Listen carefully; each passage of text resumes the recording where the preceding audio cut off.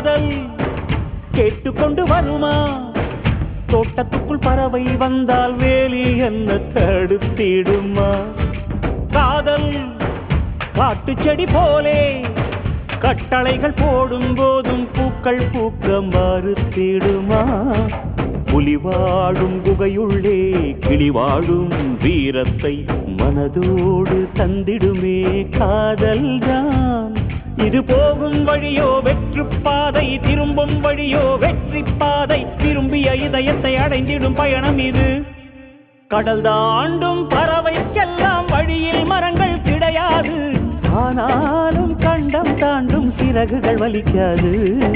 மலையேறும் எறும்பின் கால்கள் வெயிலை மிதித்து உடையாது, மனதோடு காதல் வந்தால் மனிதா தடையேது.